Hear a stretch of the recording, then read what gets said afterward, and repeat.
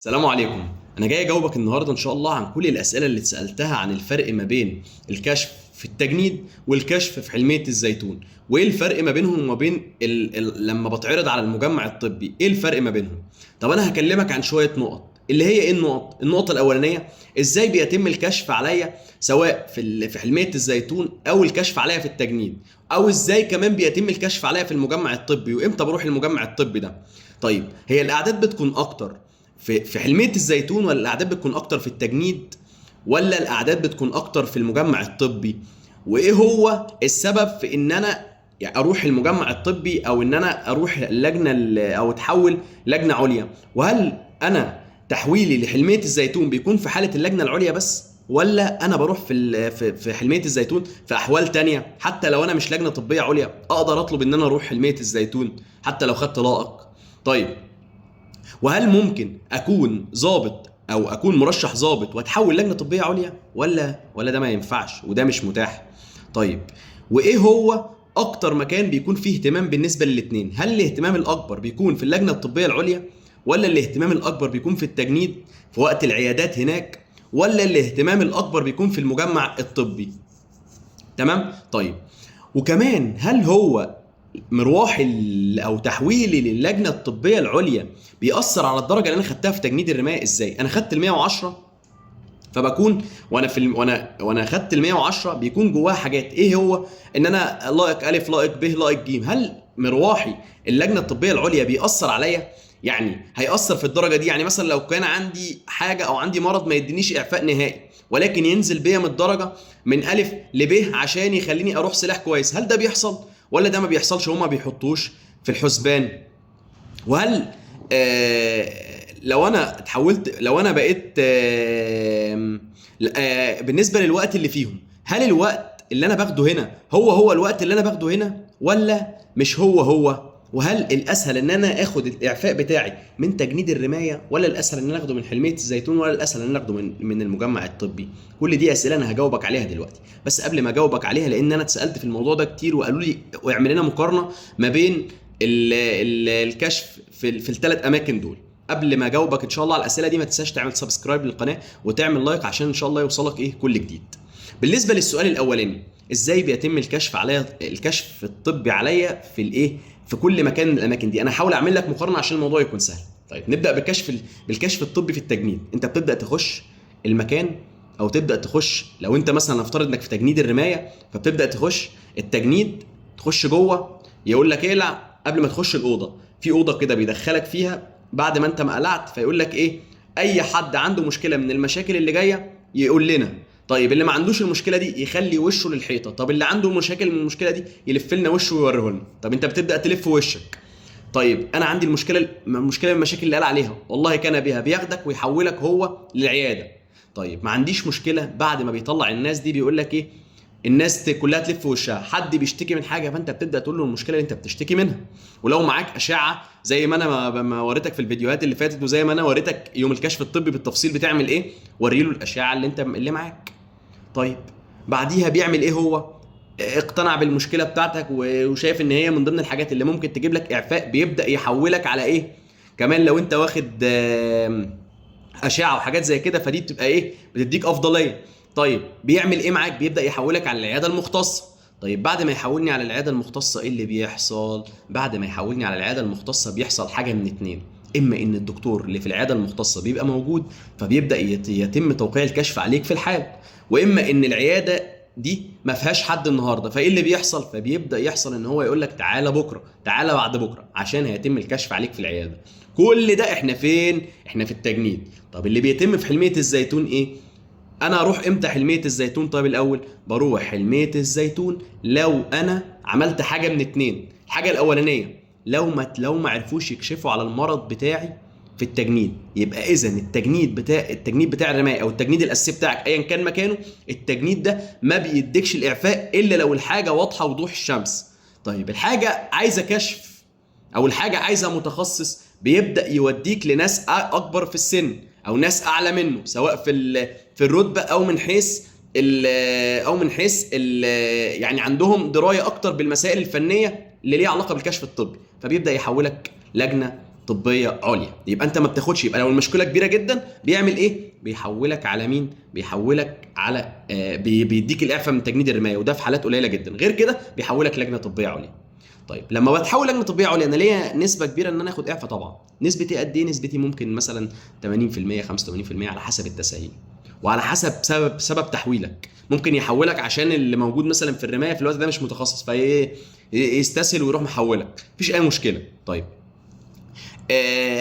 حلميه الزيتون ايه اللي بيحصل فيها؟ بتبدا تروح حلميه الزيتون تخش جوه. طبعا الوقت بيختلف تماما، الوقت اللي انت بتقعده في تجنيد الرمايه كتير جدا. الوقت اللي انت بتروح حلميه الزيتون ممكن تروح ساعه ساعتين وتمشي. يعني ممكن مثلا تخش التجنيد 8 تطلع 10. انا ده حصل معايا، انا دخلت حلميه الزيتون 8 طلعت 10 وفي الاخر خدت لائق، مش مشكله، بس انا بقول لك ايه اللي بيحصل. بتبدا تخش حلميه الزيتون بيبقى في طوابير. طيب هو الاعداد اكتر في تجنيد الرمايه ولا في حلميه الزيتون؟ الاعداد اكتر طبعا في تجنيد الرمايه او في التجنيد الخاص بيك. ليه؟ لان انت بيبقى معاك كل الناس، سواء اللي خدت لائق او ما خدتش لائق بتخش معاك الكشف.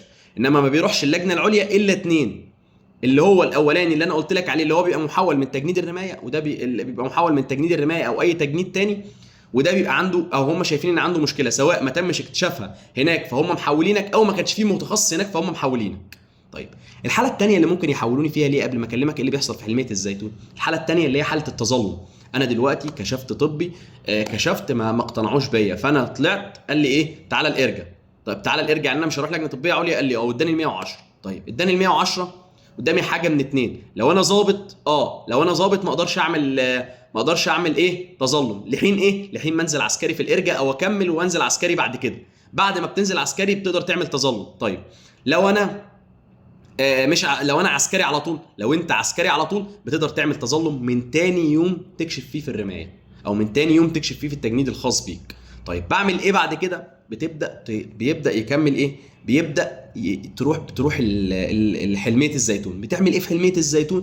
بتبدا تروح حلميه الزيتون يبدا يدخلك في طوابير. الاعداد زي ما قلت لك اقل وفرصتك في الاعفاء بتكون اكتر من تجنيد الرمايه، لان انا قلت لك المشاكل هناك لازم تكون كبيره جدا.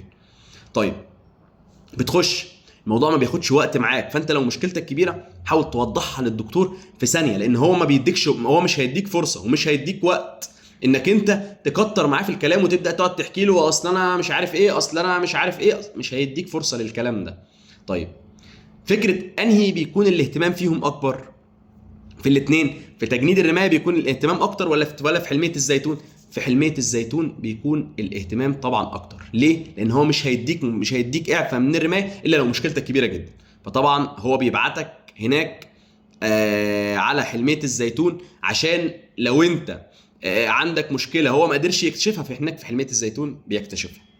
ليه؟ لان هو اللي هناك زي ما قلت لك بيبقى متخصص اكتر او بيبقى متخصص اكبر منه. طيب هل انا دلوقتي لما بتحول حلميه الزيتون، قبل ما اكلمك عن المجمع الطبي، هل لما بتتحول حلميه الزيتون انت بتكون بيأثر عليك في الدرجه اللي انت خدتها؟ يعني انت خدت لائق الف، خدت لائق ب، خدت لائق ج، هل بيأثر عليا؟ يعني انا مثلا لو رحت حلميه الزيتون بينزل بيا من لائق الف للائق ب او من لائق ب للائق ج؟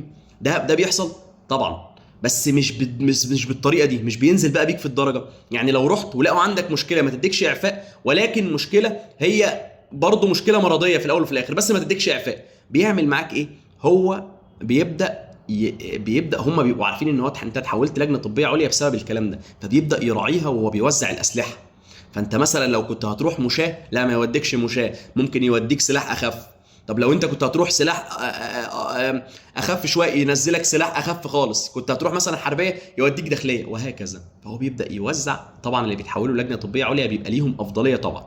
طيب سؤال كمان، ايه الفرق ما بين الاثنين الاولين وما بين المجمع الطبي؟ سيادتك لما بتروح التجنيد فيحولك لجنه طبيه عليا، كل المشاكل بيتم اكتشافها في اللجنه الطبيه العليا؟ لا، في مشاكل ما بيقدروش يحددوها. بيروح عامل معاك ايه؟ بيروح محولك حاجه اسمها المجمع الطبي. مكانه فين المجمع الطبي؟ في المعادي. طيب بيعمل ايه معاك المجمع الطبي ده؟ المجمع الطبي ده بيبدا يكشف عليك بدقه اكتر بكتير، لانك بتكشف امام متخصصين اكتر بكتير، وبيبدا يحدد مشكلتك. فانت لو عندك مشكله كبيره جدا بتاخد اعفاء، ما عندكش مشكله كبيره جدا ما بتاخدش اعفاء. بيحولك بايه؟ بيحولك بورقه او زي او اورنيك او بون كده، بيحولك بيه يوديك للمجمع الطبي. طيب الاهتمام اكبر بيكون في الاثنين الاولين ولا في المجمع الطبي؟ الاهتمام اكبر بيكون في المجمع الطبي طبعا.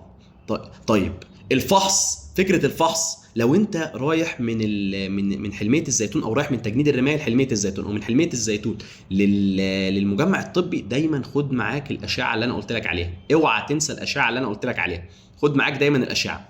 وعشان يوصل لك الفكره كويس جدا، ارجع عندي في الشانل كده، ارجع في البلاي ليست هتلاقي، او البلاي ليستس هتلاقي ايه، هتلاقي في حاجه اسمها التجنيد. خش على التجنيد هتلاقيني متكلم كتير قوي عن المواضيع دي. اعرف كويس جدا عشان تعرف كل حاجه ليها علاقه بالكشف الطبي، سواء الكشف الطبي في الثلاث اماكن، هتفيدك جدا في الكشف الطبي في الثلاث اماكن. تمام؟ طيب اخر حاجه عايز اقولها لك، ان انت فكره انك انت تتحول لجنه طبيه عليا ده حاجه كويسه، فكره انك تروح المجمع الطبي ده حاجه كويسه، بس مش بنسبه 100% انك هتاخد اعفاء. لا، اللي يقول لك كده يبقى كذاب. مش شرط عشان اتحولت انك انت هتاخد اعفاء بنسبه 100%، لكن كل ما بتتحول لمكان اعلى كل ما بتبقى فرصتك اعلى في الاعفاء. ولازم تكون عارف ان مش كل الناس اللي بتخش الجيش مضروره. في ناس بتطلع من الجيش، في ناس بتخش تروح الكانتين فبتعمل فلوس وانت بره صايع. مش او اسف يعني مش صايع، بس يعني مش ممكن ما تلاقيش مورد رزق تدخل منه فلوس. طيب بالنسبه لباقي الناس اللي هي في ناس تانية بتلاقي ضابط يخدم معاه فبيشغله، في ناس تالتة، فمش دايما دخول الجيش بيبقى شر ليك. تمام؟ بس كده، ده كل اللي بيتعلق بالفرق ما بين الكشف في تجنيد الرماية والفرق ما بين حلمية الزيتون. لو في اي حاجة انا ما قلتهاش او اي سؤال عايز تسأله، وانا كده كده بحاول اخلي الفيديوز بتاعتي بتبقى عبارة عن سؤال وجواب، عشان اي حاجة بتدور في ذهنك اقدر اقولها لك. فانت لو محتاج اي سؤال اكتب وانا ان شاء الله هرد عليك، وان شاء الله باذن الله ربنا يوفقكم جميعا، وربنا يرضيكم يا رب بكل خير. شكرا جزيلا، السلام عليكم.